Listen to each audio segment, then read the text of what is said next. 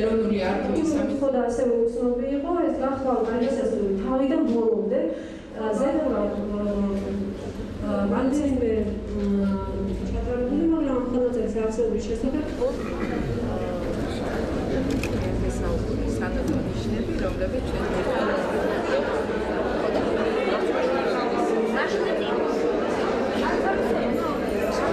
მნიშვნელოვანია მეცნიერების საერთაშორისო დღეს აღნიშნვა და როცა ამ დღესთან დაკავშირებით ესეთი მნიშვნელოვანი ასე ვთქვათ გამოვლინება ესეთი მნიშვნელოვანი აღმოჩენა ჩვენ დღეს ვიხილეთ არის გამოხატულება იმისა რომ საქართველოში მეცნიერება ვითარდება მეცნიერები მუშაობენ და აკეთებენ იმ საქმეს რასაც ქვია ჭეშმარიტად კვლევები და კვლევები განვითარებისთვის. მისასალმებელია ის, რომ უზარმაზარი საქმე გაკეთდა და ძალიან დიდი გეგმები აქვს ეროვნულ არქივს და იუსტიციის სამინისტროსთან თვალსაზრისით და დარწმუნებული ვარ, რომ მეცნიერების განვითარების ხელშეწყობით ჩვენი სახელმწიფო მიაღწევს იმას, რომ მსოფლიოში მოწინავე